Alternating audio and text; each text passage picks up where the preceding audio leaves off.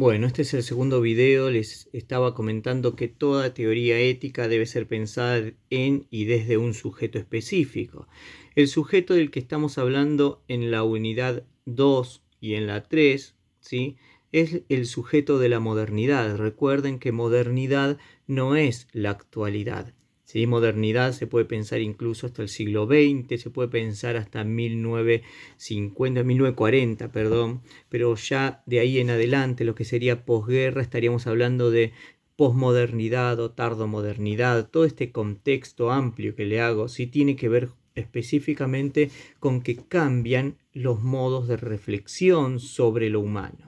Y cuando digo sobre lo humano estoy hablando no de antropología solamente, sino que estoy hablando de todas las ciencias sociales, ¿sí? En el medio también estuvo el surgimiento del psicoanálisis, o sea, estuvo el tema de las nuevas perspectivas del psicoanálisis, que quiere decir de Freud, en donde aparece un nuevo sujeto inconsciente, en donde los nuevos modos de vinculación, y acá tenemos en la ética, ¿no?, que la ética tiene que ver con el vínculo también con el otro, son nuevos modos que están ligados no solamente a lo cognoscitivo, o sea, no nos acercamos al otro mediante el conocimiento, sino que los modos de relación con lo otro o con las otras personas son mediante el deseo, ¿sí? O sea, hay cambios ahí. ¿Qué quiero decir?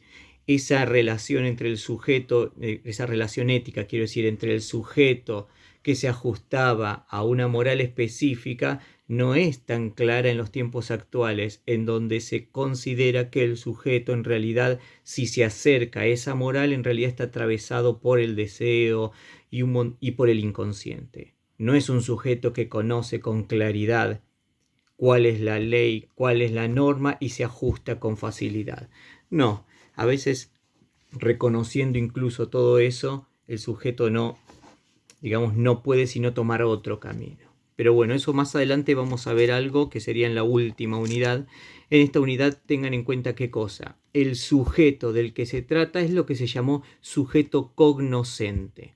¿Qué significa un sujeto cognoscente? Un sujeto que conoce. Más claro, que el sujeto se vincula con lo otro mediante el conocimiento. Ustedes pueden decir, pero ahora también nos vinculamos mediante el conocimiento. Sí, bien, pero las teorías de la época de la modernidad lo que decían es que el sujeto tenía ciertas características que era volitivo, o sea, la voluntad lo caracterizaba, como yo dije más de una vez, diferenciándolo de los animales, que era racional por sobre todo, lo que lo diferenciaba de los animales, que era un ser autónomo, lo que lo diferenciaba de los animales. Fíjense, la diferencia era con el animal, la bestia, el monstruo, lo que sea, la diferencia está en eso, ¿no? El ser humano es autónomo, racional, volitivo, es por sobre todo consciente, sabe qué hace, sabe qué tiene que hacer. Por eso la época de la modernidad, en donde se establecen las distintas teorías éticas de la modernidad, como la de Kant o la del utilitarismo, son teorías que tienen por foco un sujeto que es un sujeto por sobre todo consciente, ¿sí? Entonces, alguien que sabe cómo debe ajustar su comportamiento al deber. Hay un filósofo que quizás le nombré más de una vez, que se llama Byung-Chul Han, que él dice: el verbo modal de la modernidad, y así para todas las ciencias sociales que surgen en el siglo XIX, es el deber. O sea, la modernidad se caracterizó por el deber. Los seres humanos debían ajustarse a cuestiones éticas a la moral de la época. De ahí que Freud dice, y la época freudiana es la época de la neurosis, ¿no? La neurosis es producto justamente de ese ajuste, y se ve con claridad en el libro de Freud que se llama El malestar de la cultura. Un malestar que tiene que ver justamente con, lo voy a decir de una manera bien sencilla, así para no entrar en tecnicismos. Ajustar lo que uno quiere ser al deber ser, ¿sí? Bueno, o sea, ajustar lo individual, el deseo individual, ajustarlo a lo social, ¿sí? Lo social. Entonces, este es el sujeto del que estamos hablando. Tengan en cuenta esto, lo digo otra vez a modo de resumen de esto último. La teoría kantiana, que se llama deontológica, y la teoría utilitarista, también llamada consecuencialismo, de Jeremy Bentham y Stuart Mill, son teorías modernas de la ética, razón por la cual son muy claras y muy sencillas. Lo que presentan es distintas normas morales en donde el sujeto que es consciente es un sujeto racional, las entiende con claridad y su tarea será adecuarse a lo que la norma moral dice que hay que hacer. Por eso el verbo modal es el deber, ¿sí? Se debe hacer tal cosa y se debe hacer, sencillamente, ¿no? Sencillamente, acá no hay complejidades. Por eso, tanto el utilitarismo como el kantismo presentan como principio universal un solo principio ético. Un solo principio ético. El utilitarismo está ligado a la utilidad, su nombre lo dice, utilidad que está ligada al placer, y el del kantismo está ligado a lo que se llama el imperativo categórico, ¿no? Él actúa de tal manera que tu acción se vuelva universal. Ahí vamos a retomar un poco de eso. Sigo un poquito ahora con el tema de, ya les digo, de esta unidad 1, que sería el tema de Kant. Perdón, sería unidad 2. La unidad 1 no, ya es la que mencioné. Acá estoy mirando la computadora. Sí, es la unidad 2. Vamos a la bibliografía.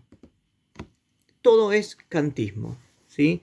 No hay mucha bibliografía porque elegí no darles tanta bibliografía para que sea bien claro.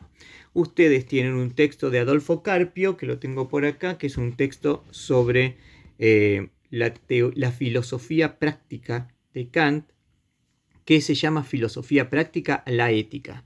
Kant, como filósofo, él no usaba el concepto de ética, sino de filosofía práctica. O sea, fíjense hasta qué punto la ética es filosófica, es filosofía, ¿sí? Por eso me pusieron a mí como profesor acá y le vengo a complicar quizás con otro tipo de reflexión, con otro tipo de conceptos y categorías. La reflexión ética es una reflexión filosófica que implica siempre contextos, ¿sí? Pero bueno, estos autores, Kant y los utilitaristas, no son tan complejos en tanto y en cuanto, como dije, presentan un solo principio ético.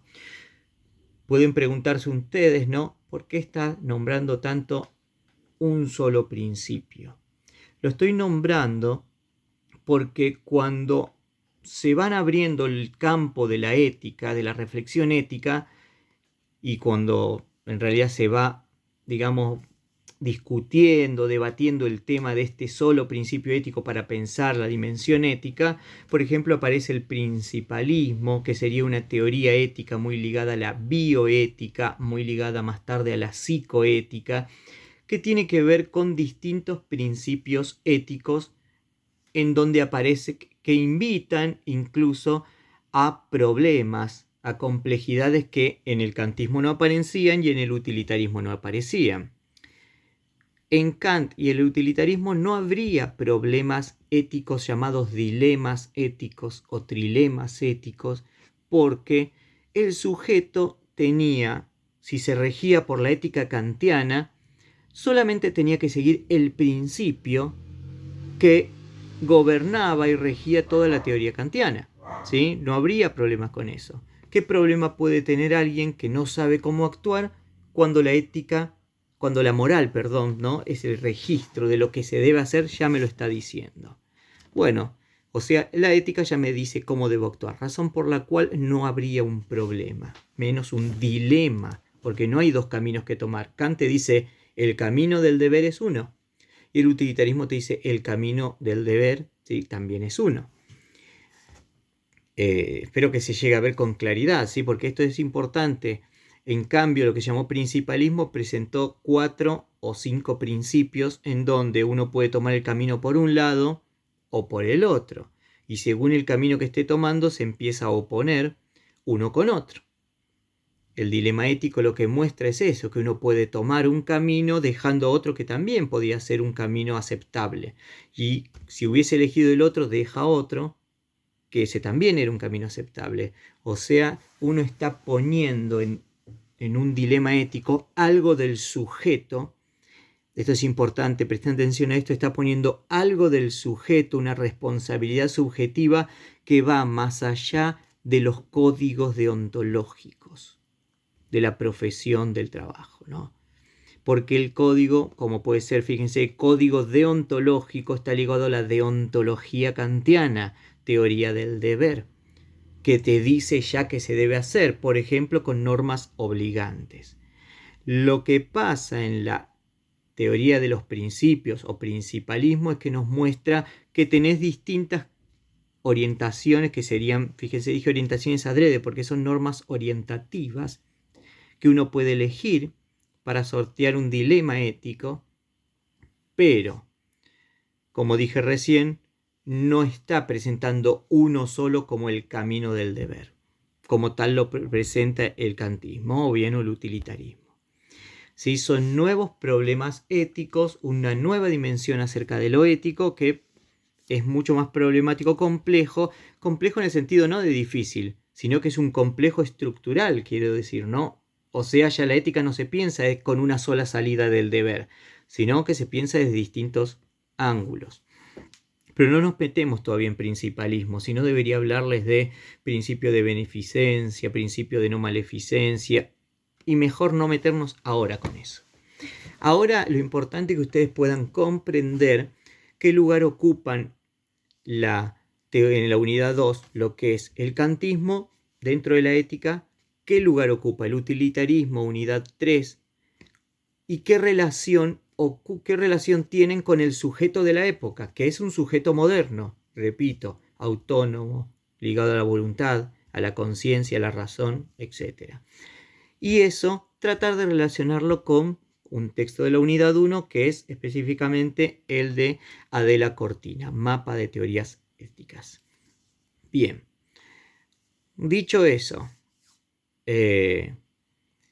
voy a entrar un poquito a hablarles de kantismo, pero igual no tanto porque ustedes ya tienen algo de eso, ¿sí? Van 12 minutos pasados, así que corto y empiezo a hablarles de la teoría de Kant para luego ingresar en el utilitarismo.